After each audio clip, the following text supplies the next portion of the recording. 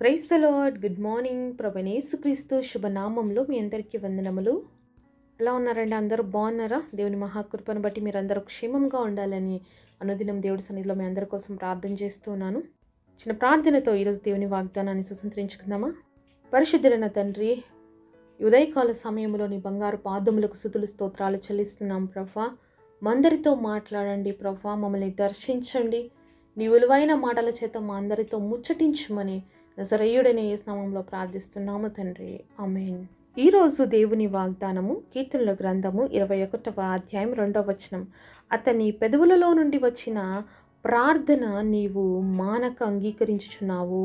Psalms chapter 21 verse 2 has not withholden the request of his lips. దేవుడు ఇచ్చినటువంటి అద్భుతమైన వాగ్దానం మనందరి జీవితంలో నెరవేర్చబడును గాక, ఆమేన్. మన పెదవుల నుండి చేయబడినటువంటి ప్రతి ప్రార్థన దేవుడు మానక అంగీకరించుచున్నాను అని సెలవిస్తున్నాడండి ఈరోజు. ఈ మాట వింటున్నప్పుడు చాలామందికి క్వశ్చన్ మార్క్స్ వస్తుంటాయి అన్నమాట.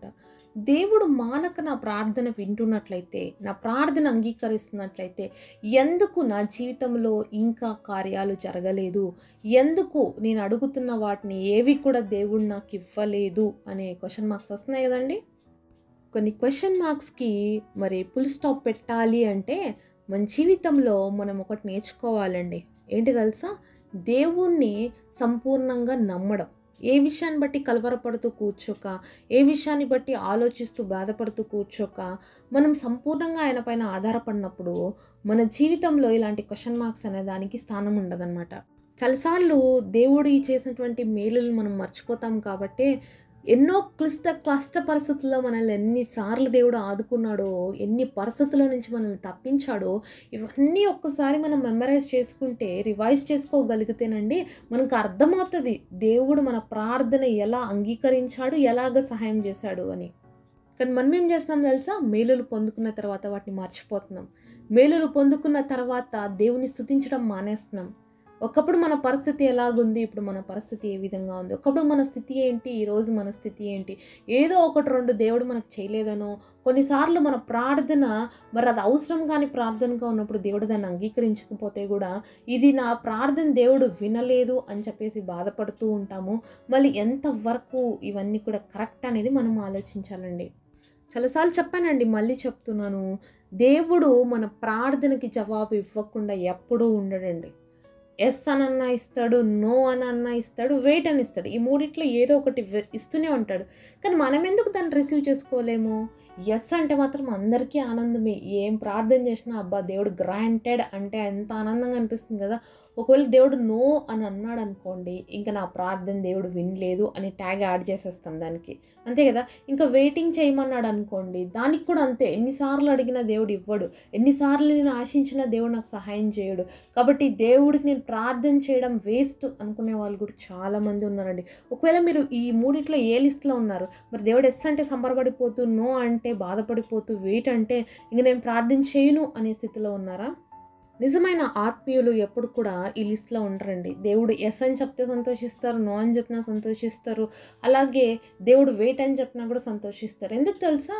ఆయన మన సృష్టికర్త అండి. ఆయనకు తెలుసు ఏ సమయంలో మనకి ఏది అవసరమో, మరి ఏది ఇవ్వాలో బాగా తెలుసు. కొన్నిసార్లు చాలాసార్లు వెయిట్ చేస్తూ మన జీవితాల్లో ఏమైపోతుందంటే నిరాశ అనేది వస్తూ ఉంటుంది.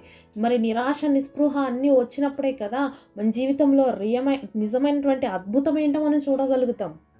అడిగిన వెంటనే దేవుడు ఇచ్చేస్తే దానికి మనకేమన్నా అది అద్భుతము లేకపోతే ఆశ్చర్యకార్యం అనిపిస్తుందా? అనిపిదు కదా.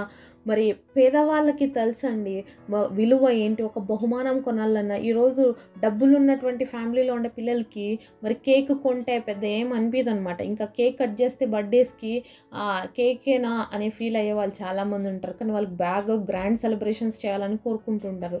అయితే పేద బిడ్డలు ఉంటారండి, కనీసము వాళ్ళకి తినడానికి కూడా కొన్నిసార్లు కష్టతరంగా ఉంటుంది. అలాంటి బిడ్డలకు వాళ్ళ పేరెంట్స్ ఒక కేక్ తెచ్చి కోపిస్తే కూడా వాళ్ళ బర్త్డేకి వాళ్ళు ఎంత సంబరపడుతారు, ఎంత ఆనందపడిపోతారు. కారణం ఏంటంటే లేనటువంటి స్థితి. ఇక్కడేమో మరి అన్నీ ఉన్నాయి, ఇంకా కావాలనే ఆశ. ఏం లేనప్పుడు దేవుడు కొంచెం ఇచ్చినా కూడా అబ్బా ఎంత ఇచ్చేసినాడో, దేవుడు నాకు ఎంత మేలు చేసేసినాడో, ఎంత సహాయం చేసినాడని కృతజ్ఞత భావం కలిగి ఉంటామండి. దేవుడు అన్ని ఇచ్చిన తర్వాత ఏమైపోతుందంటే ఇంకా ఇలేదు, ఇంకా కావాలి అంటాం తప్ప ప్రభువా ఇచ్చిన దాన్ని బట్టి కృతజ్ఞత చెప్పే మనసు చాలాసార్లు మనలో ఉండదండి. చాలాసార్లు ప్రార్థన లిస్ట్ పెట్టి దేవుడిని అది ఇస్తావా, ఇది ఇస్తావా ప్రభు, అది చేస్తావా, ఇది చేస్తావా ప్రభు అని చాలాసార్లు అడుగుతూనే పోతుంటాం. ఒకసారి మీ పిల్లలకి ఒక లిస్ట్ ఇచ్చి రాయండి, ఒక ఎంటీ పేపర్ ఇచ్చి లిస్ట్ రాయండి మీకు ఏమేమి కావాలి అని చెప్తే మీరు ఎన్ని గ్రాంట్ చేస్తారండి? దాంట్లో నుంచి ఎన్ని మీ పిల్లలకి కొనిస్తారు, కొన్ని ఇవ్వరు చెప్పండి. ఒకసారి ఆలోచించండి, అలా చేసి చూడండి ఒకసారి. మరి మనం ఏం చూస్తాం ఆ లిస్ట్లో? మన పిల్లలకి ఏది అవసరమో, ఏది కావాలి సమయంలో, ఏది వద్దో అనేది కూడా మనమే డిసైడ్ చేసుకుంటాం, అంతే కదా. మరి ఏది ఇప్పుడు అవసరం అవుతుందో అది వెంటనే ఓకే ఇది ఇస్తానా అంటావు. ఒకవేళ కొన్ని ఉంటాయి ఇప్పుడు అవసరం లేనేటివి, కాబట్టి దానికి ఏం చెప్తావు, ఇంకా కొంచెం నువ్వు పెద్దగా కావాలి అప్పుడు దీనికి తీసుకుందాం వీటిని అని చెప్తాం. ఇంకా కొన్నిటికి నో చెప్తాం, ఎందుకంటే నీకు అవసరం లేదు ఇప్పుడు అని చెప్పేసి. మరి మానవులుగా మన బిడ్డలకి ఏమైతే అవసరం ఉన్నాయో వాళ్ళకి లిస్ట్ తెచ్చి మన దగ్గర పెడితేనే ఎస్ నో వెయిట్ అని మనమే చెప్పేస్తున్నప్పుడు మరి పరమ తండ్రికి కూడా తెలుసు కదా మన లిస్ట్ ఏది ఏ సమయంలో ఫుల్ఫిల్ చేయాలి అనేది. ఒక్కసారి దీన్ని ఆలోచిద్దామండి. ఒక్కసారి మనము దీన్ని గ్రహించగలిగితే చాలు, మన పరలోకపు తండ్రి ఎంత గొప్ప దేవుడో, మన పిల్లలకి మనం మేలైన కార్యాలు ఎలా చేయాలనుకుంటామో మన పరలోకపు తండ్రికి కూడా అంతకంటే ఎక్కువగా మన జీవితాల్లో చేయటానికి సిద్ధంగా ఉన్నాడు. అలాగే మనకి ఇవ్వటానికి సిద్ధంగా ఉన్నాడు. సమయం వస్తుంది, ప్రతిదానికి ఒక సమయం ఉంటుంది, ఆ సమయంలోనే దేవుడు కార్యాలు చేస్తాడు. ఈరోజు నీ జీవితంలో కూడా సంవత్సరాల తరబడి నువ్వు ప్రార్థన చేస్తున్నావేమో కొన్ని విషయాలు బట్టి, కానీ దాంట్లో సఫలత చూడలేకపోతున్నావేమో, అందుకని బాధపడుతున్నావేమో దేవుడు నా ప్రార్థన అంగీకరించలేదు అని. కానీ దేవుడు ఆల్రెడీ ఆ ప్రార్థన అంగీకరించున్నాడు అండి. దాని సమయం కోసం దేవుడు వెయిట్ చేస్తున్నాడు. కాబట్టి నువ్వు ఆ సమయాన్ని దేవుడికి ఇవ్వాలి, తొందరపాటు చేయకూడదు. తొందర మనం చేసినట్లయితే మనకి ఇవ్వాల్సిన ఆశీర్వాదాలు, మనం పొందుకోవాల్సిన దీవెనలు ఎప్పుడు కూడా పొందుకోలేమన్నమాట. ఒకసారి ఒక చిన్న పాప తల్లితో పాటు ఒక షాప్కి వెళ్ళిందంట అండి. అయితే షాప్కి వెళ్ళిన తర్వాత షాప్లో చాలా చక్కగా మాట్లాడుతూ ఏమేమి వస్తువులు కావాలి అని, మరి చిన్నప్పుడు, ఇప్పుడైతే సూపర్ మార్కెట్స్ వచ్చాయి, చిన్నప్పుడు మనం అంగీళ్ళ దగ్గరికి వెళ్ళి కొనుక్కునేవాళ్ళు కదా, అట్లా చిన్న చిన్న అంగీళ్ళ దగ్గరికి వెళ్ళి మరి వాళ్ళు కొనుక్కుంటూ ఉంటే ఆ షాప్స్లో మరి ఆ షాపులో ఉన్నటువంటి ఆ షాప్ కీపర్ అంకుల్ చాలా ముద్దుగా మాట్లాడుతుంది, చాలా బాగుంది పాప అని చెప్పేసి, అమ్మ చాక్లెట్ తీసుకో అని చెప్పి తన దగ్గర ఉన్నటువంటి ఒక బాక్స్ని, ఒక బాటిల్ని ఓపెన్ చేసి చాక్లెట్ తీసుకొని ఇస్తే ఆ పాప తీసుకోదనమాట చాలాసేపు వరకు. ఎంతసేపు అంకుల్ చెప్తున్నా వినదు. వాళ్ళ మమ్మీని చూస్తుంది, మమ్మీ అంటది తీసుకోమ్మా అంకుల్ తీసుకోమంటున్నారు కదా అంటే కూడా తీసుకోదనమాట. చాలాసేపు తర్వాత ఇంకా అతను సరే పాప తీసుకోలేదని చెప్పి అతనే ఇస్తాడనమాట. అప్పుడు వెంటనే తీసేసుకుంటుంది ఆ పాప.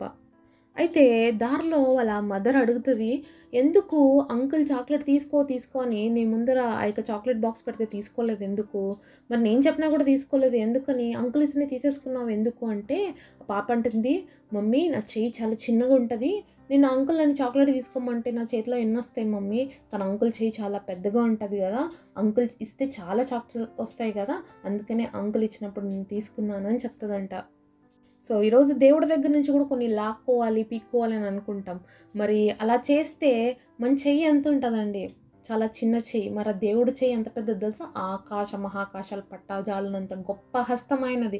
మరి ఆయన ఇవ్వాలని ఎదురు చూడాలి. మళ్ళీ ఒక చిన్న బిడ్డకు అంత జ్ఞానం ఉన్నప్పుడు మరి మనము ఏదో కావాలి అని చెప్పి దేవుడి దగ్గర నుంచి బలవంతంగా లాక్కోవడానికో తీసుకోవడానికి ఆశీర్వాదాలు ప్రయాసపడితే మనకు వచ్చేది చాలా తక్కువ. కానీ దేవుడు కానీ మనల్ని ఆశ్రయిస్తే గుప్పిలి విప్పి ఆశీర్వదిస్తాడండి. అలాంటి దీవెనల కోసం ఎదురు చూడాలి. అలాగ మనల్ని బ్లెస్ చేయాలనే కొన్నిసార్లు దేవుడు మనల్ని ఆలస్యం చేస్తూ ఉంటాడు.